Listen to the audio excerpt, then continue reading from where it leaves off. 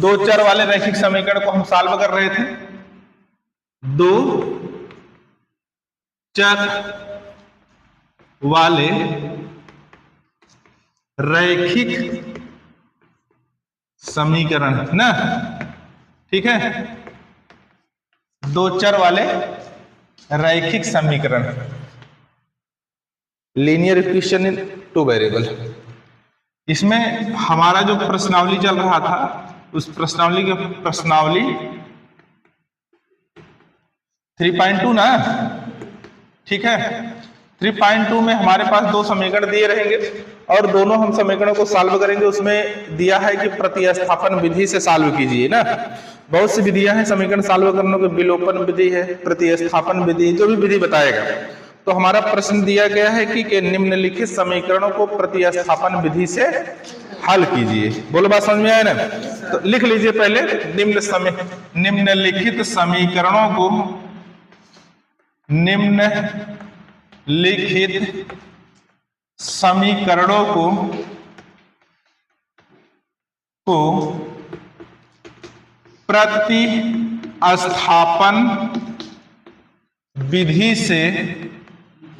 से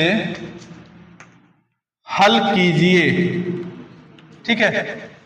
निम्नलिखित समीकरणों को प्रतिस्थापन विधि से हल कीजिए। तो पहला समीकरण देखिएगा, समीकरण को हम लिखते हैं, ठीक है।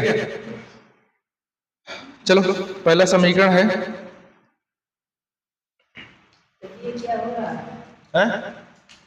ठीक है। निम्नलिखित समीकरणों को प्रतिस्थापन विधि से क्या कर दीजिए, हल कीजिए। बोलो बात समझ में आ रही है? तो पहला समीकरण दिया गया है आपके प्रश्नावली में, क्वेश्चन है x प्लस वाई, पहला सवाल है x plus y is equal to 14, ये समीकरण नंबर 1 मान लो। और समीकरण दूसरा है x minus y is equal to 4, समीकरण नंबर 2 दिया, ठीक है बच्चों। एक दिया है x plus y is equal to 14, x minus y is equal to 4, ये समीकरण है, आपको इसको निकालना है। देखो एक ये तरीका होता है कि इसको देखो चिन्हों का अंतर, एक प्लस और दूसरा माइनस, इसको जोड़ दो, प्लस और माइनस कट जाएगा, x बचेगा, x की वैल्यू हम निकाल लेते हैं। इस प्रकार से सॉल्व कर लेते हैं, ठीक है ना। दूसरा हम क्या करेंगे, दूसरा ये है कि इसमें प्रतिस्थापित करना। प्रतिस्थापन विधि का मतलब होता है प्रतिस्थापन, एक का मान निकालकर दूसरे समीकरण में रखना है। अगर समीकरण 1 को हल कर रहे हैं तो उसमें x और y का मान निकालेंगे, उसमें समीकरण किस में रखेंगे, 2 में। बोले बात समझ में आ रही ना? जब भी आप प्रतिस्थापन विधि लगाएंगे, अगर समीकरण 1 को हल कर रहे हैं तो समीकरण 1 में जो x और y का मान है उसको निकालकर समीकरण 2 में रखोगे। अगर समीकरण 2 को हल कर रहे हो तो x या y का मान निकालकर समीकरण 1 में रखोगे। बोलो बात समझ में आया कि नहीं? ठीक है ना। दोनों में से किसी एक का मान निकालेंगे, नहीं दोनों निकाल लेंगे। दोनों कैसे निकालोगे, तो किसी एक का मान निकालना पड़ेगा, ठीक है ना। हल कर रहे हैं, लिखो समीकरण 1 से, इस समीकरण की बात किया जा रहा है, ठीक है जी।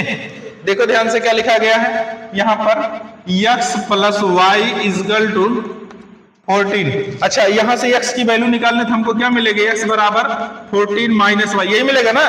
सिंपल, प्लस वाला इस साइड आएगा, क्या हो जाएगा, माइनस। तो x का मान मिला कितना, 14 माइनस वाई, ठीक है ना। हम क्या लिखेंगे, x का मान समीकरण 2 में रखने पर, बोलो रखने पर, रख दीजिए। समीकरण 2 कौन सा है ये, यहां पर रखेंगे, x का मान कितना रखेंगे, 14 माइनस वाई, और माइनस वाई तो पहले से है वहां पर, और बराबर कितना हो गया, 4, ठीक है बच्चों। यहां पर देखिए 14 को जब इस साइड करेंगे, अंकों वाला पद एक तरफ कर लेते हैं, और क्या x और y वाला एक तरफ कर लेते हैं, ठीक है ना। तो यहाँ 14 को जब इस साइड करेंगे तो माइनस वाई में माइनस वाई जोड़ेंगे, कितना होगा, -2y, और -4, और इसको इस साइड ले जाएंगे, माइनस कितना हो जाएगा, 14। तो -2 ऑफ y इजकल टू, यहाँ पर 14 में से 4 को हटा देंगे, कितना बचेगा, -10। समझ आ रहा है ना, ये घटेगा, ठीक है। तो यहाँ पर y बराबर कितना हो जाएगा जी, -10 बटा -2, ये माइनस से माइनस गया, 2 पंजे कितना हो जाएगा, 10। तो y का मान कितना निकल के आया जी, इधर मैं लिख दे रहा हूं ना, y का मान निकल के आया, y बराबर 5, y का मान निकल आया ना, ठीक है ना। y का मान किस में रख दे, किसी एक समीकरण में रख दे, हमको x का मान निकल आएगा नहीं, तो लिखेंगे y का मान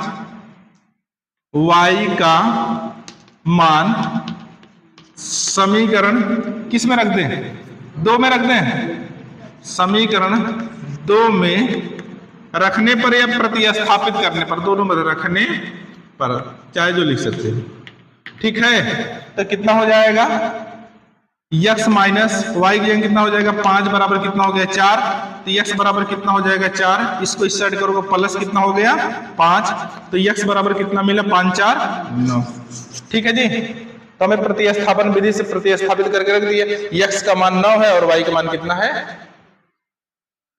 5, ठीक, हल कर लीजिए फटाफट। ये ऐसे सवाल को लगाना है, प्रतिस्थापित करना है, ठीक है। और जब बताया जाए कि जब नोट करो तभी नोट किया करो, ये नहीं हम लिख रहे हमारे पीछे पीछे तुम भी लिखना चालू कर दो ना, गधों की पहचान होती जो साथ साथ नोट करते हैं, पहले समझ लो तब ठीक रहेगा। प्रश्न है यस माइनस टी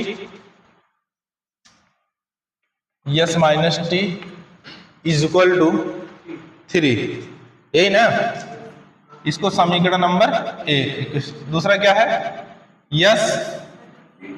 यस अपान टी प्लस, अच्छा यस अपान 3 है, हाँ, टी अपान 2 इक्वल टू 6, यही है ना।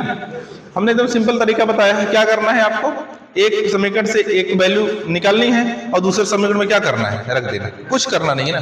अगर मैं यहां से देखो समीकरण 1 की बात करता हूं, इक्वेशन फर्स्ट की बात करता हूं, समीकरण 1 से, ठीक है। समीकरण 1 क्या है, s minus t is equal to 3, तो यस इजकल टू कितना मिलेगा 3 प्लस टी, यही मिलेगा ना जी, माइनस इस साइड आया क्या हो जाएगा प्लस हो जाएगा, हाँ। तो लिखेंगे यस का मान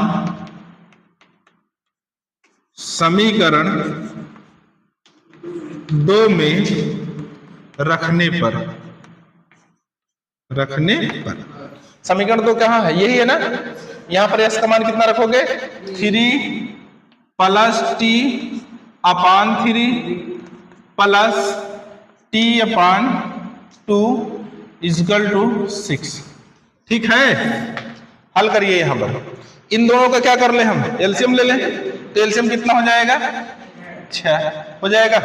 अच्छा 2 का 3 में गुणा करो कितना हो जाएगा 6, प्लस 2 का टी में गुणा करो कितना हो जाएगा 2t, ठीक है ना। फिर प्लस 3 का टी में गुणा करो कितना हो जाएगा 3t इजकल टू मिला कितना 6, ठीक है ना।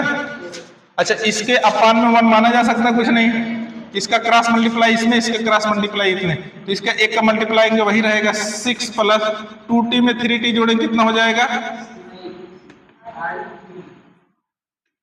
5t, इसका 36, बोलिए इसको इस साइड कर लीजिए, तो 5t बराबर कितना हो गया 30 माइनस 6, तो 5t बराबर कितना हो जाएगा 30, टी बराबर कितना हो गया 3 5 छक्का टी बराबर 6 हो गया।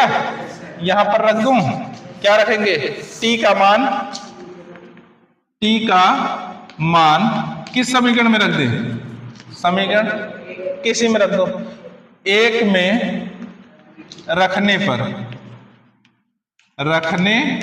पर, ठीक है। रखिए यस माइनस टी की वैल्यू कितने रखना बच्चा 6 इजकल टू कितना है 3, ठीक है। इसको इस साइड कर दीजिए, कितना हो जाएगा 3 प्लस 6, यस इजकल टू कितना हो गया 9, ठीक है ना। तो यस की वैल्यू कितनी है 9 और टी का मान कितना है 6, एकदम आसान से सिंपल सवाल है, ठीक है ना। वाला देखिए क्या दिया है 3x minus y is equal to 3, question first,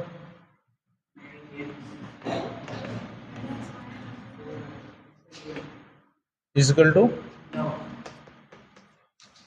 ठीक है। चलो ध्यान से देखिए करते क्या है इसमें, समीकरण 1 से। ठीक है, समीकरण 1 कौन सा है? 3x माइनस वाई, यहाँ हाँ देखो ध्यान, ये है 3x minus y is equal to 3। अच्छा, ये 3x और ये y अकेला है ना, इसका y का मान निकाल लो, इसको रहने दो ना। ठीक है, कैसे करेंगे?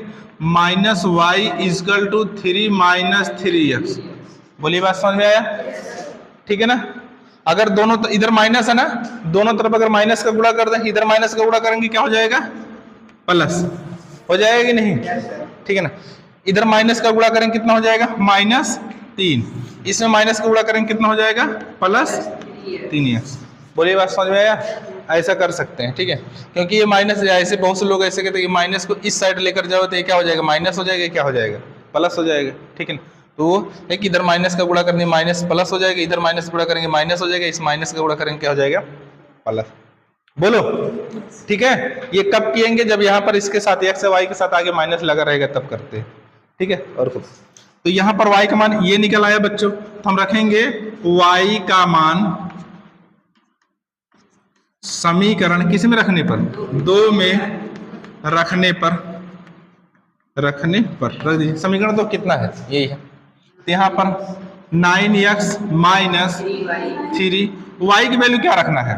-3 + 3x इक्वल टू कितना है?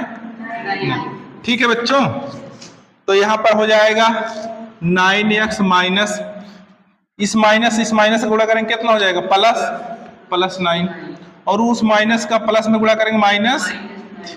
अच्छा, ये भी -9x हो जाएगा, हो जाएगी नहीं? ठीक है, और बराबर इक्वल टू कितना बचा? 9। ये माइनस वाला कट ही गया, ये 9 के बराबर 9 आ गया, इसमें x की वैल्यू ही नहीं निकल पाई, तो क्या रखेंगे इसका? इसके अपरिमित रूप से अनेक हल हैं।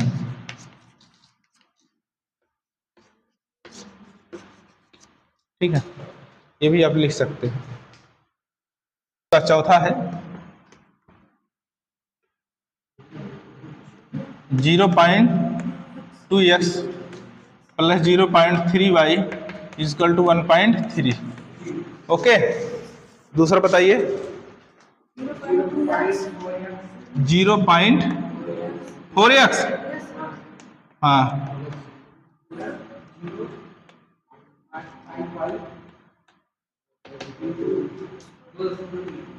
2.3। बस यही करना है ना। इसमें पॉइंट वाला आ गया, कोई दिक्कत वाली बात नहीं, वैसे कर दो जैसे आप लोग सॉल्व करते हैं ना। क्या करेंगे? एक समीकरण को हल करें, दूसरे समीकरण में वैल्यू रखें ना। देखिए ध्यान से, यहाँ पर इसको ऐसे लिख सकते हैं, क्या? समीकरण 1 से, ध्यान समझना। ठीक है, ये है 0.2x + 0.3y इक्वल टू 1.3। इसको इस साइड कर दीजिए तो कितना बचेगा? 0.2x इक्वल टू मिला कितना? 1.3 माइनस 0.3y। बोलिए, यही मिलेगा। ठीक है, यहां पर क्या करेंगे बच्चों? x की वैल्यू निकालना है, तो क्या करेंगे? 1.3 माइनस 0.3y अपान में कितना हो जाएगा? 0.2। ये हो जाएगा ना, x नहीं रहेगा, x तो यहीं पर रहेगा। ठीक है, तो लिखेंगे x का मान समीकरण 2 में प्रतिस्थापित करने पर, ये भी लिख देना, प्रतिस्थापित करने पर।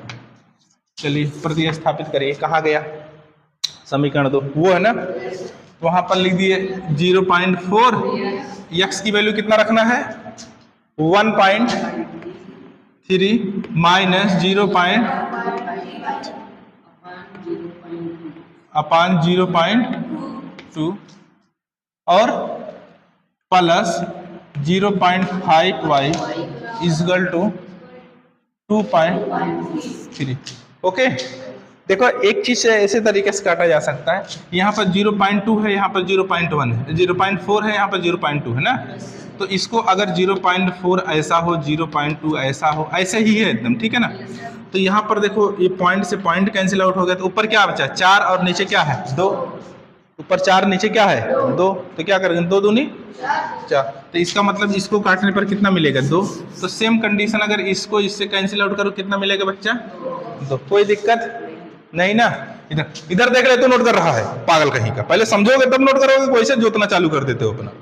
तो यहाँ पर कितना हो जाएगा 2 का गुणा इसमें करेंगे कितना हो जाएगा 13 दूनी 26, 26 का 2.6 और इसका 2 का गुणा 3 में करें 3 दूनी 6, 0.6 y इजकल टू कितना मिला प्लस 0.5 y 2.3, यही ना, ठीक है। ये पॉइंट नहीं दिख रहा है, अच्छा इधर देखो, ये देखो अंक दिख रहे हैं ना, तो इसके साथ एक्स वाई कुछ नहीं, तो इसको एक तरफ कर लो। तो यहाँ पर देखो 0.6 में से 0.5 को ये माइनस से प्लस घटाओ कितना बचेगा, कितना बचेगा हाँ -0.1 y, समझ में आया, ओके हाँ इजकल टू 2.6, तो -0.1 y इजकल टू, यहाँ से देखो किससे, ये तो छोटा ये बड़ा है, इधर से 6 में से 3 घटाएंगे कितना बचेगा 3 और 2 में से 2 गए कितना होगा 0 और यहाँ पर पॉइंट लगा तो ये बड़ा, बड़े का चिन्ह क्या हो जाएगा माइनस। बोलो बात समझ में आई, चलो ठीक है बच्चे। तो y की वैल्यू आप कैसे रखोगे -0.3 अपान -0.1, अच्छा ये माइनस से माइनस कैंसिल आउट हो जाएगा। अच्छा मैं अभी बताया था पॉइंट एक बाद एक अंक बाद है, तो ये 3/1 हो जाएगा, बोलो और 3/1 का मतलब कितना होता है 3, तो y का वैल्यू कितना निकल गया बच्चों 3, y का मान 3 निकल गया है ना। y का मान किसी समीकरण में रख दो, 1 या 2 किसी में रख दो, लिखेंगे y का मान समीकरण किसमें रखने पर 1 में रखने पर, ठीक है ना। समीकरण 1 किधर है देखो ध्यान से, वहां है, यहां पर रखेंगे 0.2x plus 0.3y into 3 is equal to 1.3, एक 3 3 का 9 हो जाएगा, इसको इस साइड कर लीजिए। तो ऐसा मेरे पास जगह नहीं है, मैं यहाँ पर ही लिख दे रहा हूँ, थोड़ा देख लीजिएगा एडजस्ट कर लेना। तो 0.2x इजकल टू प्लस इसका इसमें गुणा करेंगे 0. कितना हो गया 9 इजकल टू 1. कितना हो गया 3 हो गया। तो ये क्या हो जाएगा 0.2x इजकल टू कितना मिला 1.3 माइनस 0.9, वैसे 1.3 ना। तो इधर मैं लिख दे रहा हूं 0.2 प्लस 0.9 इजकल टू 1.3, यही था ना, ये x है, ठीक है 0.2x। तो यहाँ पर कितना हो जाएगा 0.2x is equal to 1.3 minus 0.9, 0.2x is equal to कितना बचेगा 0.4, ये बचेगा ना, ठीक है। तो यहाँ पर x इजकल टू कितना हो जाएगा 0.4 अपान 0.2। फिर मैंने कहा ना ये पॉइंट से कट गया, 4/2 है तो 2 दूनी 4, तो x की वैल्यू कितनी आ गई 2, समझ में आया। y की वैल्यू कितनी आई थी 3, x और y का मान हमको क्या हो गया निकलो। तो बहुत से लड़के घबरा जाते हैं, सर ये दशमलव वाला था, दशमलव वाला नहीं सॉल्व कर पाएंगे, नहीं दशमलव वाला तो और आसान होगा, ठीक है ना। अच्छा ये बताओ अगर ये दशमलव ना होता तो ये कितना दिख रहा है, अगर ये दशमलव ना होता तो कितना दिख रहा है 13 में से 9 घटाएंगे कितना बचेगा, तो 1 अंक बाद लगा दो पीछे से, क्या दिक्कत है, अभी नहीं समझ में आया। तो